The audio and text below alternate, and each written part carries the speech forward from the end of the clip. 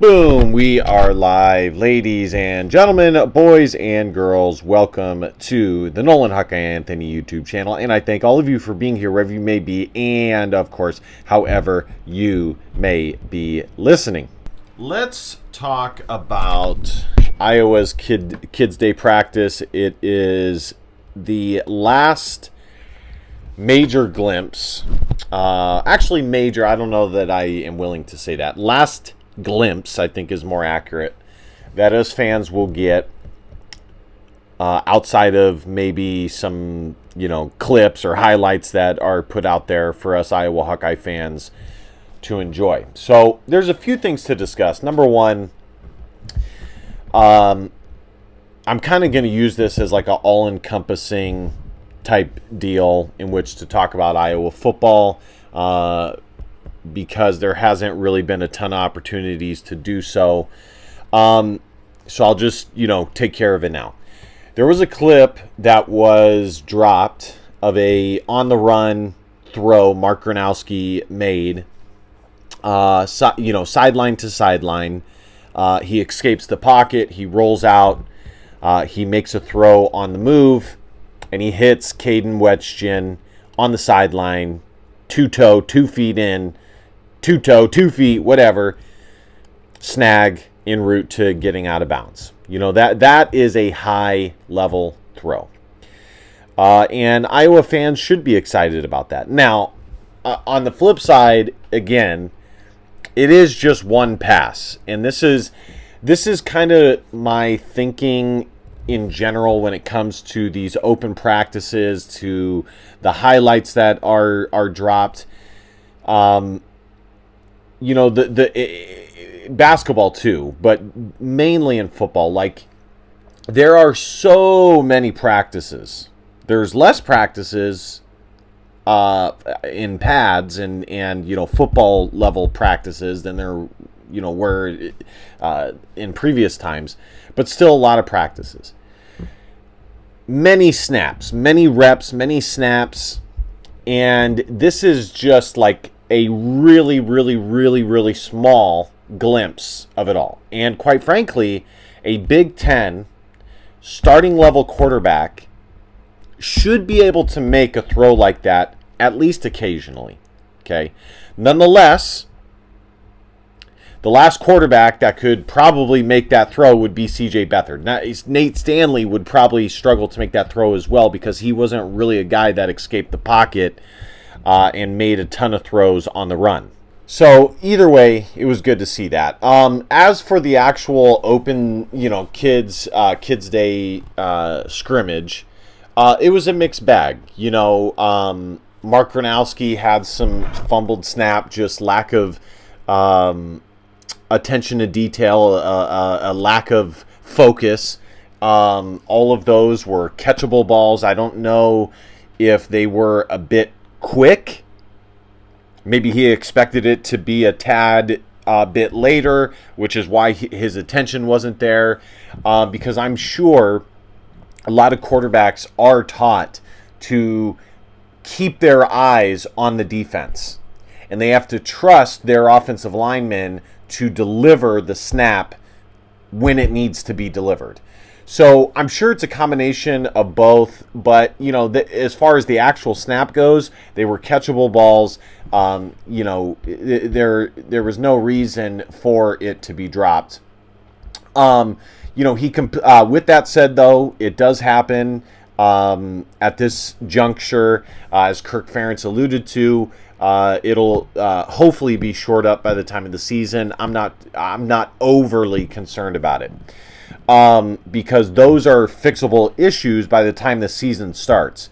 What we've seen in previous years, what we saw at some of these scrimmages and open practices, those issues were not really fixable issues. Okay, that was like scheme, lack of talent, lack of development. The whole 9 yards was just missing for the Hawkeyes, and it was not going to be fixed by the time of week 1. By the way, it was good that to see him out there active. He looks healthy. He looks physically fit. He looks in great shape.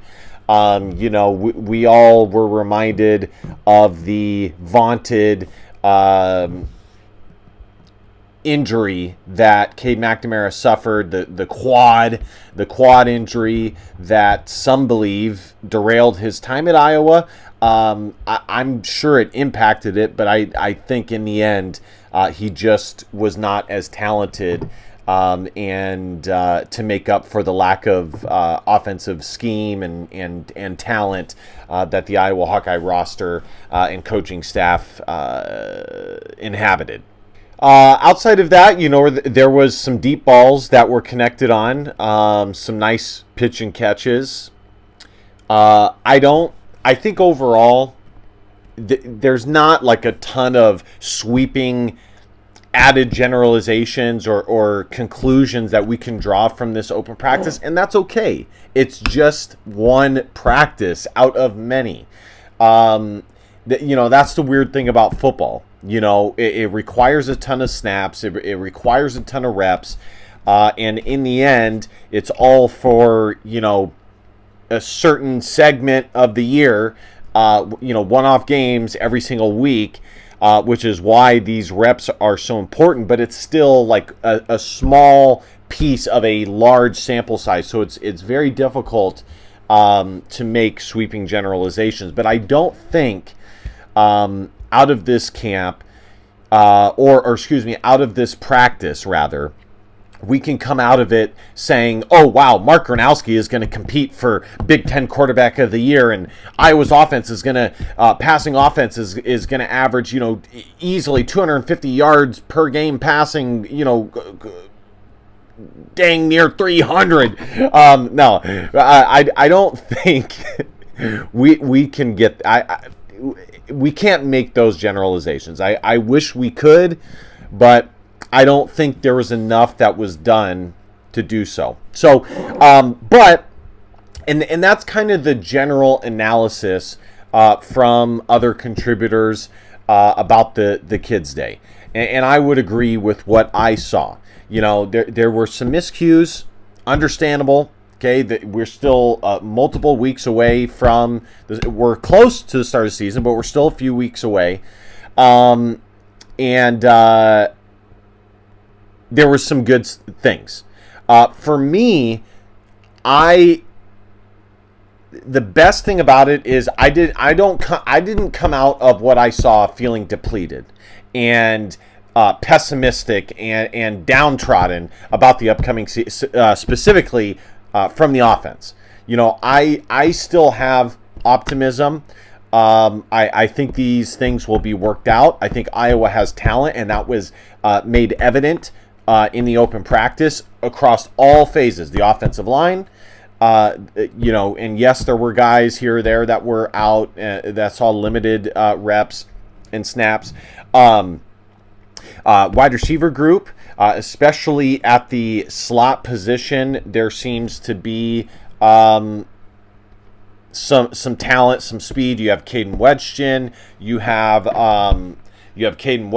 You have Sam Phillips. You have Seth Anderson. Seth Anderson is probably the biggest piece of news that has come out of the open practice. He looked really good, and according to the coaches, that's kind of been the consistent storyline from the results of the rest of the practices is Seth Anderson looks really good and looks poised to make a strong case this upcoming year. You have Jacob Gill, who's the leading receiver this past year. So Iowa has a lot of options from their slot guys. So if I was Tim Lester, I would be incorporating, routes and concepts that can take advantage of the quick, shifty playmakers that I have on this offense, which is what they have. Yes, they have guys that are developing and are a year older on the outside. in Reese Vanderzee, Dayton Howard. We'll see what happens with Terrence Smith if he's probably a year away, but at least there's some depth there. Dylan Stecker, probably at least a year or two away as well. But there's some options. Jarriett Bowie. But as far as the main strength, it is the slot inside receivers. I'm not sure Iowa has like a consistent Amir Smith-Marset type that can, consistently burn the top off of defenses, has NFL, level speed, and not only has the speed, but can consistently make plays. I'm not sure that we have that yet. Maybe Caden Weston is that guy. Maybe it's going to be a combination of all the guys. I think as fans, we're going to have to wait and see. But it's still talented. Tight end position, running back position. Nathan McNeil looks good. The room is just really healthy. And I said this in my running back preview. The room is really healthy. I still got to do some other positional group previews. So the offense just as a whole is in a better spot. I don't think this year you can say that Iowa didn't have enough pieces to put up decent numbers offense.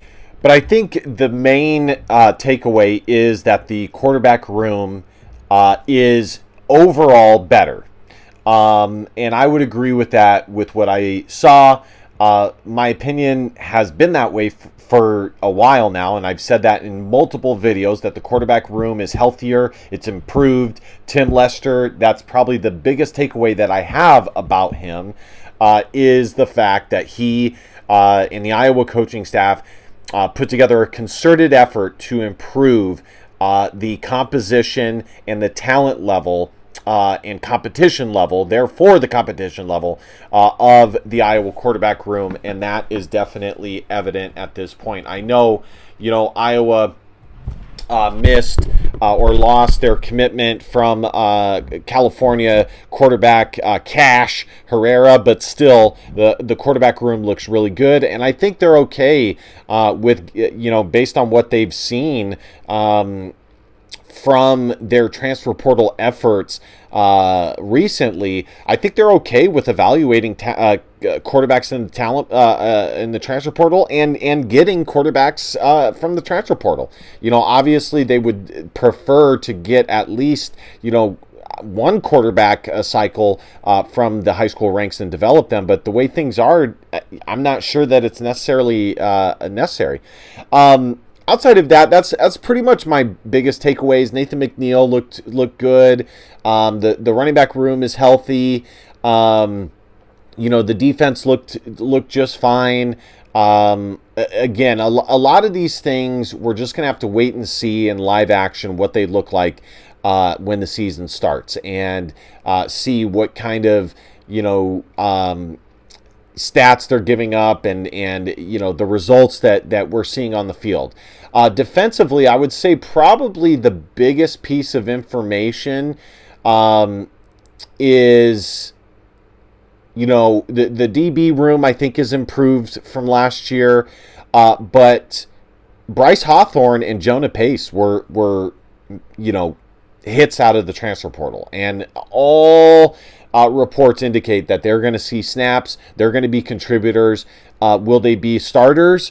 We'll see. Jeremiah Pittman continues to battle an injury, but both these guys are talented, and the defensive line coach, Kelvin Bell, came out and said that Bryce Hawthorne camped with Iowa twice, and, they missed on him.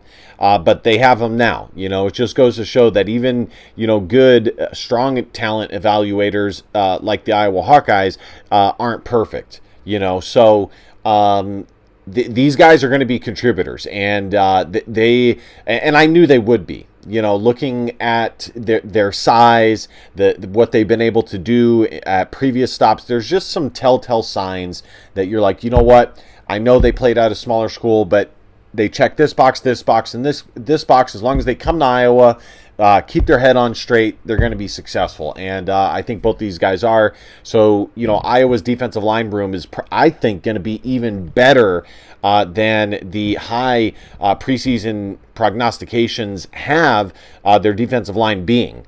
Iowa's defensive line by some outlets by a lot of outlets rather, are considered a top 10 unit across the country, and I think they have an opportunity to be top 7, top 6, will maybe even top 5. I mean, that's going to be hard, but elite. This might be one of the better defensive line units that we've seen Iowa have, and they've had some strong defensive line units. And the bottom line is, it's just a testament to Kelvin Bell. The guy recruits well, he develops well, and on top of that, Iowa has gotten some guys that were sought after, but maybe not the highest sought after guys in the transfer portal, but were still guys all the same that are worthy of Big Ten level play.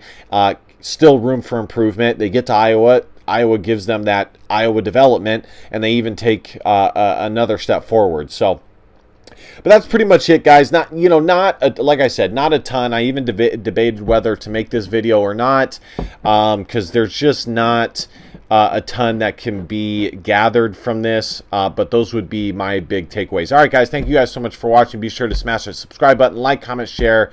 You guys know the drill. Last but not least, DBAP, don't be a pussy, Willow. In fact, our feelings, because your feelings just matter. Love you, Hawk fans. See you guys next time. Go Hawks. Bye-bye.